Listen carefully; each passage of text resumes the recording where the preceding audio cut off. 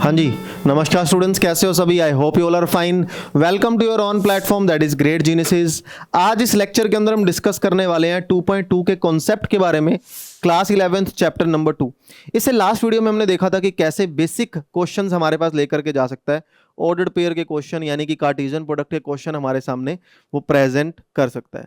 आज इस वीडियो में देखते हैं कॉन्सेप्ट ऑफ एक्सरसाइज 2.2, जहां पे हम देखने वाले हैं रिलेशन क्या होता है, कितने टाइप से रिलेशन लिखा जा सकता है और कितने टाइप्स का रिलेशन है जो हमें आगे एक्सरसाइज के अंदर काम आने वाला है। तो बिना किसी देरी के स्टार्ट करते हैं। सबसे पहली डेफिनेशन यहां पे निकल करके आने वाली है कि देखो, सबसे पहली डेफिनेशन यहां पे होगी कि रिलेशन मेरे पास क्या होता है। बुकिश लैंग्वेज से समझते हैं, उसके बाद मैं आपको बताता हूं कि इसको हम इजी कैसे एक्सप्लेन कर सकते हैं। रिलेशन बुकिश लैंग्वेज के अंदर बोलता है, कहता है the word relation is literal sense indicate the family between the two person. Obvious ही बात है, जब रिलेशन है तो ये फैमिली का रिलेशन बात नहीं हो रही। जैसे मेरा मेरे मदर के साथ क्या रिलेशन होगा, क्योंकि वो मेरे मदर हैं, यही तो रिलेशन है ना यार। आपका आपके भाई के साथ क्या रिलेशन है कि आप उसके भाई हो या वो आपका भाई है। तो यहाँ पे भी वही होने वाला है, यहाँ पे भी कुछ डिफरेंट नहीं होगा। बस यहाँ पे जो पर्सन्स हैं वो इंटरचेंज हो जाएंगे एलिमेंट्स के साथ। एलिमेंट्स के बीच में रिलेशन फाइंड आउट करने की बात की जाएगी। कैसे?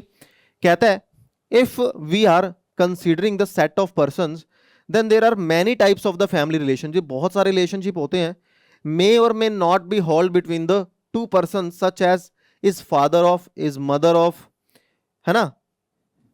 जैसे Ramesh is father of Rahul, है ना। Rani is mother of Raja, तो ये मेरे पास दे रखा है। Is brother of Raja, is brother of Salman, कुछ भी, तो कोई भी रिलेशन हो सकता है। इसका मतलब ही है रिलेशन।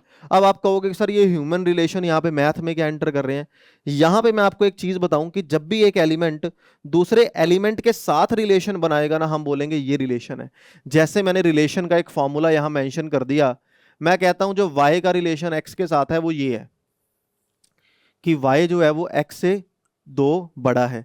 अगर x की वैल्यू 3 है तो y की वैल्यू 5 है। अगर x की वैल्यू 5 है तो y की वैल्यू 7 है। तो ये इनके बीच में क्या शो कर रहा है? ये इनके बीच में रिलेशन शो कर रहा है। अब आप कहोगे सर ये क्या है? ये एक फॉर्मूला मेथड है रिलेशन को एक्सप्रेस करने का। कुछ भी लिख सकता हूं मैं रिलेशन को ऐसा लिख सकता था, लेस देन। मैं क्या लिख सकता हूं? लेस देन, कि x यानी कि पहला एलिमेंट हमेशा लेस देन होगा दूसरे एलिमेंट के। First element is less than the second element. मैं कोई भी रिलेशन शो करके जा सकता हूं। तो हम यहाँ पे क्या डिस्कस करने वाले हैं कि दो एलिमेंट आपस में क्या रिलेशन बनाएंगे, उसके बारे में पूरी वीडियो के अंदर जो है वो डिस्कशन चलेगी। तो स्टार्ट करते हैं। देखो, अब नेक्स्ट यहाँ पे डेफिनेशन निकल करके आती है रिलेशन की एलिमेंट की फॉर्म में, या मैथमेटिकल फॉर्म में समझाएगा। वो कह रहा है A and B are the two non empty sets. A और बी मेरे पास क्या है? दो नॉन एम्प्टी सेट है। रिलेशन जो है R is the subset of A cross B. हमेशा जो है वो ए क्रॉस बी का सबसेट होगा। इसको रिलेशन बोला जाएगा ए से लेके बी में। Thus R is the relation from A cross B, यानी कि आर जो है वो मेरे पास सबसेट बनेगा किसका? ए क्रॉस बी का। अभी आपको एग्जांपल से समझाएंगे। देखो, ए मान लो मेरे पास सेट है 1 2 3। बी मान लो मेरे पास सेट है 3 4। और अगर मैं आपको ऐसा बोल दूं कि ए क्रॉस बी निकाल करके दिखाओ, आप 1 मिनट में निकाल दोगे। अभी हमने लास्ट एक्सरसाइज के अंदर तो देखा है कि 1 कनेक्ट हो जाएगा 3 4 के साथ, 1 कनेक्ट हो गया 3 4 के साथ, ठीक है। 2 कनेक्ट हो गया 3 4 के साथ, यानी कि 2 3 2 4। अगेन 3 कनेक्ट हो गया 3 4 के साथ, 3 कनेक्ट हो गया 3 के साथ, और 3 कनेक्ट हो गया 4 के साथ। तो ये मेरे पास क्या निकल करके आया? ये मेरे पास आ गया ए क्रॉस बी। अब ये कहता है रिलेशन और कुछ भी नहीं, रिलेशन इसी का सबसेट है, इसी से ही निकली हुई एक वैल्यू है। जैसे मान लो रिलेशन मैंने शो कर दिया। रिलेशन को आप ऐसा भी लिख सकते हो ए आर बी, यानी कि ए का रिलेशन बी के साथ। अब मैं यहां पे लिख रहा हूं रिलेशन है मेरे पास लेस देन। क्या है रिलेशन? Less than. अब लेस देन का मतलब यहां पे क्या निकल करके आया? लेस देन का मतलब यहां पे हो गया कि पहला जो एलिमेंट है वो लेस है, वो छोटा है आपके दूसरे एलिमेंट से। पहला जो एलिमेंट है वो छोटा है आपके दूसरे एलिमेंट से। अब ध्यान दो, अगर मैं ए और बी के बीच में ऐसा कोई रिलेशन ढूंढूं जहां पे पहला जो एलिमेंट है वो दूसरे से छोटा हो, वन इन दोनों में से किससे छोटा है? 3 और 4 दोनों से। तो 1,3 रिलेशन में आ गया, 1,4 रिलेशन में आ गया। 2 किससे छोटा है? 3 और 4 से। तो 2,3 रिलेशन में आ गया, 2,4 रिलेशन में आ गया। 3 इज लेस देन 3 और 4। तो 3 अगर 3 के साथ कनेक्ट हो पा रहा है तो यानी कि 3 अगर 3 के साथ कनेक्ट नहीं हो रहा मतलब उसे छोटा नहीं है। तो 1 is less than 3, 1 is less than 4, 2 is less than 3, 2 is less than 4। ये किसके एलिमेंट है? ये वो रिलेशन के एलिमेंट है जो रिलेशन हमें ये दिखा रहा है। तो थोड़ा सा अगर ध्यान से देखो, क्या ये सारे एलिमेंट ए क्रॉस बी में पड़े हैं? इसका मतलब रिलेशन और कुछ भी नहीं, relation is the subset of A cross B. At the end definition यही निकल करके आ जाएगी कि रिलेशन जो है वो और कुछ भी नहीं, ए क्रॉस बी का सबसेट है विद सम रिलेशन। कोई भी रिलेशन आ जाए, लेस देन आ जाए, ग्रेटर देन आ जाए, लेस देन इक्वल टू आ जाए, ग्रेटर देन 2 आ जाए, कुछ मर्जी आ जाए, हमेशा इससे कनेक्ट होगा ही होगा। आ जाते हैं हमारे नेक्स्ट अगली डेफिनेशन के ऊपर। अगली डेफिनेशन है रिप्रेजेंटेशन ऑफ सेट। सबसे पहली रिप्रेजेंटेशन ऑफ अ सेट है टेबुलर फॉर्म। क्या है? Tabular form. दूसरी रिप्रेजेंटेशन हमारे पास है सेट बिल्डर फॉर्म। जैसे हमने लास्ट डेफिनेशन के लास्ट इसके पेज के अंदर देखा कि कैसे हम टेबुलर फॉर्म में लिख सकते हैं, जहां एलिमेंट एक्सप्रेस किए जा रहे हैं विद द कॉमास, अलग अलग लिखे जा रहे हैं। मैं आपको इसके साथ एक एग्जांपल दिखाता हूं। मान लो मेरे पास एक सेट है ए जो 2 एलिमेंट कंटेन करके जा रहा है, 3,4। बी मेरे पास सेट है जो 2 एलिमेंट या 3 एलिमेंट कंटेन करके जा रहा है, 3,4,5। ठीक है, मैं एक रिलेशन यहां पे शो कर दूं ग्रेटर देन। मैं क्या शो कर दूं? Greater than. या मान लो मैंने कुछ ऐसा रिलेशन यहां पे शो कर दिया कि समथिंग लगा लो, चलो ग्रेटर देन ही करते हैं। क्या करते हैं? Greater than. ठीक है, देन यहां पे वर्ड लगा लो। अब देखो ध्यान से, 2 ये तो नल सेट हो जाएगा यार। ठीक है, नल सेट बनेगा, इसको थोड़ा सा और सही सॉर्ट आउट करके लिखते हैं, लेस देन ही कर लेते हैं। क्या कर लो इसको? Less than. अब यहां पे देखो, ए का जो एलिमेंट है 2, वो किससे छोटा है? वो 3 से भी छोटा है, वो 4 से भी छोटा है, वो 5 से भी छोटा है। क्लियर है? 3 किससे छोटा है? 3 4 से छोटा है और 3 5 से जो है वो छोटा है। अब ये जो मेथड मैंने यूज किया मेरे सेट को लिखने का या रिलेशन को लिखने का, ये रिलेशन को लिखने का जो प्रोसेस है, इस प्रोसेस या स्टेटमेंट को या वैल्यू को क्या बोला जाता है? Tabular form. जहां पे एक एक एलिमेंट कॉमास के साथ डिफरेंशिएट किया जाए, जहां पे एक एक एलिमेंट दिखाया जाए। अब बात कर लेते हैं सेट बिल्डर फॉर्म की। सेट बिल्डर फॉर्म वो फॉर्म है, जैसे अपन ने सेट में पढ़ी थी प्रॉपर्टी शो करना। सबसे पहले लिखो कि किस तरह के एलिमेंट आ रहे हैं। ऑर्डर्ड पेयर आ रहे हैं ना, तो इसको दिखा दो कि इस तरह से हमारे पास ऑर्डर्ड पेयर बनेगा, जैसे कि x, y। अब ऑर्डर्ड पेयर में रिलेशन क्या है? Such that x is less than y। Relation क्या है? Less than. तो आप क्या बोलोगे? x मान लो मेरा पहला सेट है a, y मेरा दूसरा सेट है b। तो आप क्या लिखोगे? वेयर, यहां पे आप इस तरीके से भी मेंशन करके जा सकते हो कि x belongs to a, y belongs to b, comma last में क्या है? x हमेशा किससे छोटा रहेगा? x हमेशा छोटा रहेगा y के एलिमेंट से। तो इस तरीके से भी आप सेट को दिखा सकते हैं। तो ये जो तरीका मैंने यूज किया, इस तरीके को क्या बोला जाएगा? Set builder form. Tabular form के अंदर एक एक एलिमेंट दिखाए जाते हैं और सेट बिल्डर फॉर्म के अंदर हमेशा एलिमेंट को प्रॉपर्टीज के अंदर कनेक्ट किया जाता है। क्लियर?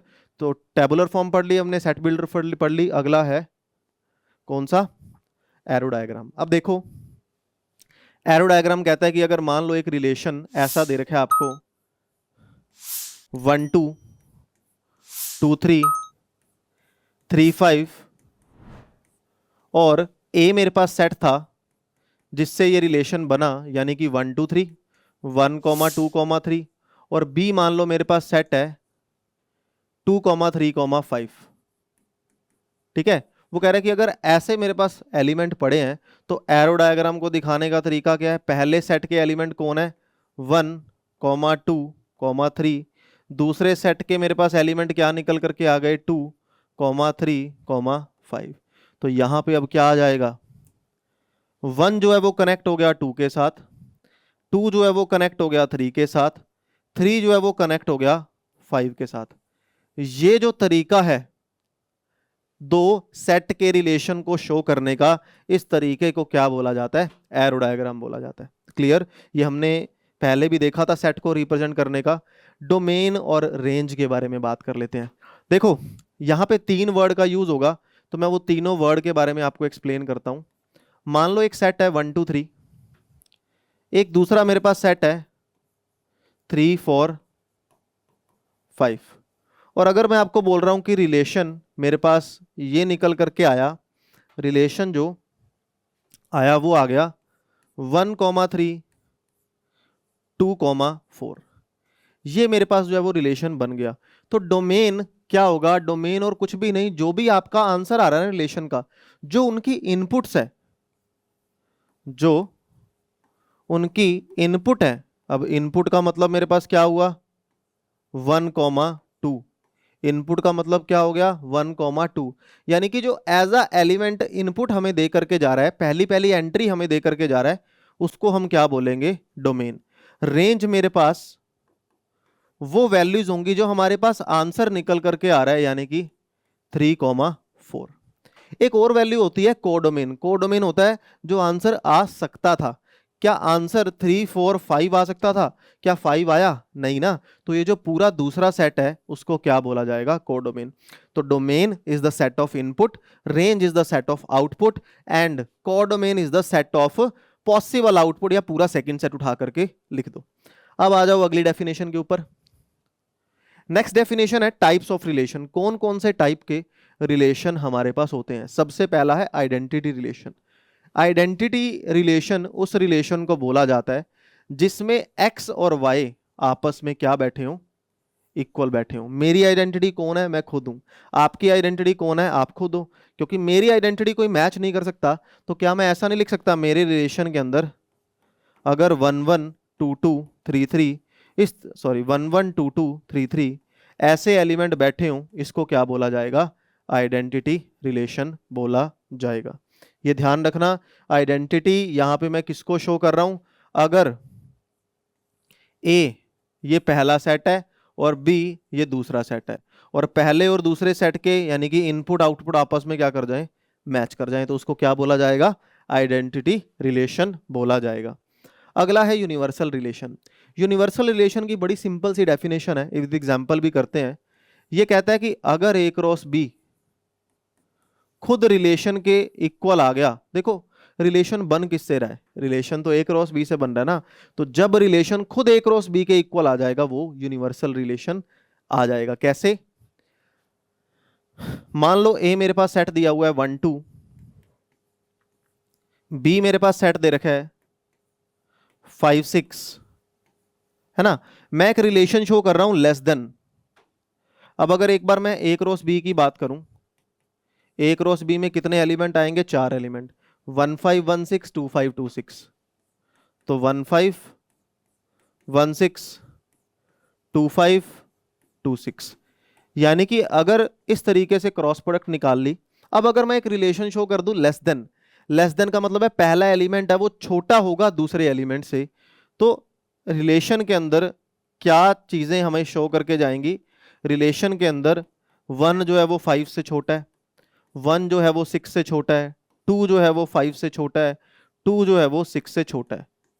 तो यहां पे इसने हमें क्या रिप्रेजेंट कर दिया? रिलेशन जो आ गया वो ए क्रॉस बी के इक्वल आ गया। तो इस कंडीशन में हमारा रिलेशन क्या बोला जाएगा? Universal relation. क्योंकि रिलेशन बन ही ए क्रॉस बी से रहा, अगर उसके इक्वल आ गया तो यूनिवर्सल है। नेक्स्ट डेफिनेशन है वॉइड रिलेशन। वॉइड लिख दो, एम्प्टी लिख दो, नल लिख दो, जीरो लिख दो, कि जिसके अंदर कुछ भी ना बने। जैसे मान लो ए क्रॉस बी, यहां पे ए क्रॉस बी, अब जैसे मान लो मान लो मेरे पास एक सेट है 1 2 3 3 एलिमेंट का, बी मेरे पास सेट है 3 4 5 3 एलिमेंट का, ए मेरे पास एक सेट है, बी मेरे पास एक सेट है, ठीक है। अगर मैं आपको ऐसा बोल दूं कि ग्रेटर देन, क्या बोल दूं, ग्रेटर देन, ये एक ऐसा रिलेशन है जो ए से बी में जा रहा है, तो रिलेशन क्या बनेगा, रिलेशन क्या बनेगा, 1 इज ग्रेटर देन 3 4 5, क्या इससे बड़ा है, नहीं। 2 is greater than 3, 2 is greater than 4, 2 is greater than 5, 3 क्या 3 5 6 से बड़ा है, नहीं। इसका मतलब जो रिलेशन मेरे पास बना वो एक नल रिलेशन बन गया, यानी कि रिलेशन के अंदर एलिमेंट ही नहीं आए, और जब रिलेशन में एलिमेंट नहीं आए तो उसको क्या बोला जाएगा, वॉइड रिलेशन। क्लियर हुआ, कोई भी एलिमेंट ना निकल करके आए, इनवर्स रिलेशन। इनवर्स रिलेशन और कुछ भी नहीं, डोमेन को रेंज बना दो, रेंज को डोमेन बना दो। ये बहुत बड़ा अपने आप में वास्ट टॉपिक है +2 के अंदर। तो यहाँ पे मान लो रिलेशन के अंदर इस तरह से एलिमेंट आ रहे हैं, जैसे 1 2 और 3 4, इस तरीके से एलिमेंट लिखे जा रहे हैं, तो रिलेशन का जो इनवर्स होगा वो होगा 2 1 एंड 4 3। अगर मैं आपको बोल दूं ना कि इनवर्स बस इतना सा ही टॉपिक है, नहीं, गलत बात हो जाएगी। इनवर्स एक बहुत बड़ा वास्ट टॉपिक है, और जरूरी नहीं है हर रिलेशन का इनवर्स एग्जिस्ट करेगा ही करेगा, ये भी पॉसिबिलिटी हो सकती है। तो ये इनवर्स ऑफ द रिलेशन हम बहुत ज्यादा डीपली पढ़ने वाले हैं हमारी क्लास 12th के अंदर। अभी तक हमसे जब भी डिमांड करेगा आप क्या कर दोगे, एलिमेंट्स की वैल्यू चेंज कर दोगे। क्लियर। अब आ जाओ रिफ्लेक्सिव रिलेशन। रिफ्लेक्सिव रिलेशन कहता है, अगर मैं सिंपल लैंग्वेज के अंदर बोलूं, कि जो भी हमारा पहला सेट होगा, जैसे ए टू बी में जा रहा है, तो जो मेरा पहला सेट है, जैसे उसके अंदर मान लो 3 एलिमेंट पड़े हैं 1 2 3, तो 1 2 3 अगर 3 एलिमेंट पड़े हैं, रिलेशन को रिफ्लेक्सिव रिलेशन तब बोला जाएगा। थोड़ा सा ध्यान से यहाँ पे नजर डालना, थोड़ा सा ध्यान से सुनना पड़ेगा आपको। जब भी पहले सेट के सारे आइडेंटिटी पेयर हमारे रिलेशन के अंदर बैठे होंगे, कंपलसरी है, तब उस रिलेशन को क्या बोला जाएगा, रिफ्लेक्सिव रिलेशन। दोबारा से सुनो, जब भी हमारे पहले सेट के आइडेंटिटी पेयर या पहले सेट के वैल्यूज के आइडेंटिटी पेयर रिलेशन के अंदर बैठे होंगे, उसको क्या बोला जाएगा, हमारा रिफ्लेक्सिव रिलेशन। आप बोलोगे कि सर आइडेंटिटी में भी आपने ये बताया था, मैंने क्या बोला, आइडेंटिटी में सिर्फ इसी टाइप के ही होने चाहिए, उसके अलावा और कुछ भी नहीं होगा। ये कह रहा है बाकी कुछ मर्जी आ जाए मुझे फर्क नहीं पड़ता, पहले सेट के आइडेंटिटी पेयर पड़े होने चाहिए। अगर पहले सेट में 5 होता तो यहाँ पे 5 5 का होना कंपलसरी था। अगली डेफिनेशन पे आ जाओ, ये बड़ा इंपॉर्टेंट डेफिनेशन है, टास्क में काम आने वाली है। Symmetric relation. सिमेट्रिक रिलेशन कहता है एक ऐसा रिलेशन कि अगर एक्स वाई हमारे रिलेशन के अंदर बिलोंग कर रहा है तो वाई एक्स का भी होना जरूरी है। यानी कि मैं कह सकता हूं कि दैट इम्प्लाई, इन शॉर्ट, अगर वो कहता है कि 1 2 रिलेशन में पड़ा है और अगर 2 1 रिलेशन में नहीं पड़ा, हम इसको सिमेट्रिक नहीं बोलेंगे। ठीक है ना। तो अब आ जाओ, next is transitive relation. Transitive relation हमारे पास क्या कहता है कि अगर ए कोमा बी एक रिलेशन के अंदर बैठा है, अगर बी कोमा सी एक रिलेशन के अंदर बैठा है, तो ऐसा जरूरी हो जाएगा कि ए कोमा सी भी रिलेशन के अंदर बैठा होना चाहिए। इसमें बहुत से स्टूडेंट गलती करते हैं, तो बड़े प्यार से समझना। कहता है अगर एक एलिमेंट दूसरे से कनेक्ट हो रहा है, दूसरा तीसरे से कनेक्ट हो रहा है, तो पहले का भी तीसरे से कनेक्ट होना जरूरी होगा। पहले का भी तीसरे से कनेक्ट होना जरूरी होगा।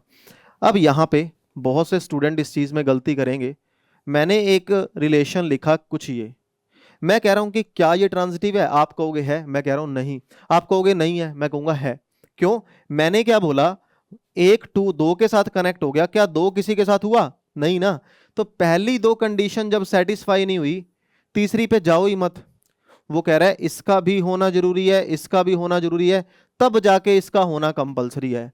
और जब इन दोनों में से एक वैल्यू ही नहीं पड़ी तो तीसरे को मत देखो। तो yes, this relation is transitive, this relation is transitive. तो इस गलती पे आपने ध्यान रखना है कि ये गलती हो सकती है।